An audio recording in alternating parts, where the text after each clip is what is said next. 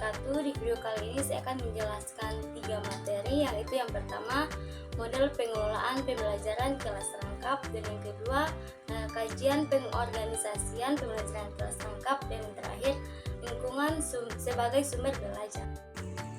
Baiklah, materi pertama yaitu model pengelolaan pembelajaran kelas rangkap. Model pengelolaan pembelajaran kelas rangkap adalah suatu pendekatan dalam mengatur dan melaksanakan proses pembelajaran di kelas yang terdiri dari 2 atau lebih tingkat kelas yang diajar secara bersamaan oleh satu guru.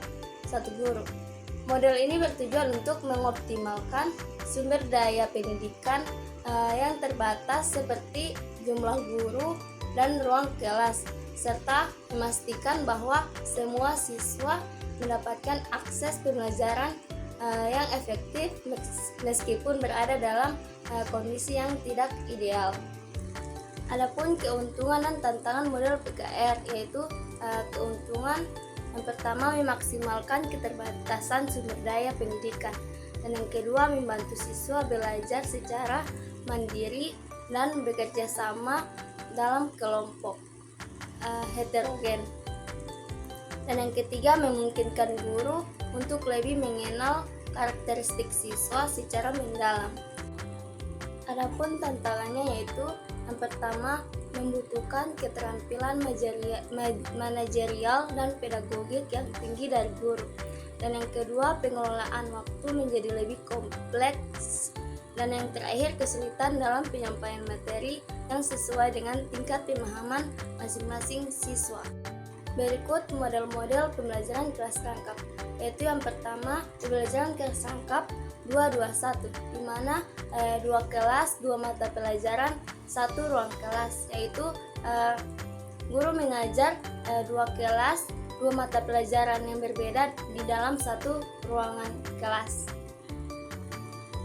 Dan yang kedua pembelajaran kelas rangkap 222, yaitu 2 kelas, 2 mata pelajaran, 2 ruang kelas, di mana guru mengajar 2 kelas, 2 mata pelajaran yang berbeda dalam 2 ruangan kelas. Dan yang terakhir model pembelajaran kelas rangkap 333, itu 3 kelas, 3 mata pelajaran, dan 3 ruang kelas, di mana guru mengajar 3 kelas, 3 mata pelajaran yang berbeda di 3 ruang kelas. Materi yang kedua yaitu pengorganisasian pembelajaran kelas rangkap. Pengorganisasian pembelajaran kelas rangkap adalah proses perencanaan dan pelaksanaan strategi pembelajaran yang efektif untuk menangani berbagai tingkat kelas dalam satu ruangan.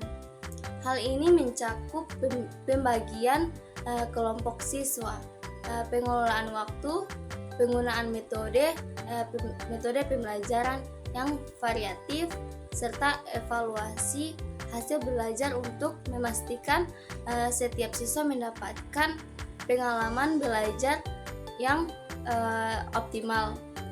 Aspek-aspek pengorganisasian pembelajaran kelas rangkap yaitu yang pertama pengelompokan kelas, di mana siswa dikelompokkan berdasarkan tingkat kelas, tingkat pemahaman atau metode pembelajaran yang digunakan.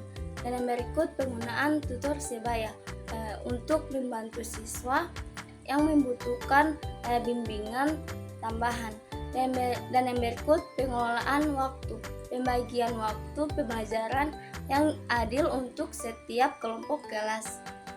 Dan yang berikut penggunaan strategi rotasi, di mana satu kelompok menerima instruksi langsung, sementara kelompok lain mengerjakan tugas mandiri. Dan yang berikut metode pembelajaran yang fleksibel, mengombinasikan ceramah, diskusi kelompok, kerja mandiri, dan proyek kolaboratif. Dan yang terakhir menyesuaikan strategi pengajaran sesuai dengan kondisi kelas dan kebutuhan. Materi yang terakhir yaitu lingkungan sebagai sumber belajar. Lingkungan sebagai sumber belajar adalah pemanfaatan lingkungan sekitar sebagai media dan sumber dalam proses pembelajaran. Lingkungan yang dimaksud bisa berupa lingkungan alam, sosial, dan budaya yang mendukung proses belajar siswa secara langsung maupun tidak langsung. Jenis-jenis lingkungan sebagai sumber belajar yaitu yang pertama, lingkungan alam. Lingkungan alam meliputi segala sesuatu yang berasal dari alam dan dapat dimanfaatkan dalam pembelajaran, seperti sungai, gunung, laut, dan hutan untuk pembelajaran geografi atau ekosistem, dan berikut tanaman dan hewan untuk pembelajaran biologi, cuaca dan iklim untuk pembelajaran sains, dan yang kedua lingkungan sosial. Lingkungan sosial mencakup interaksi antar individu dalam suatu komunitas seperti masyarakat sekitar sebagai objek studi dalam pembelajaran sosiologi atau sejarah. Pasar dan pusat ekonomi untuk pembelajaran ekonomi dan kewirausahaan.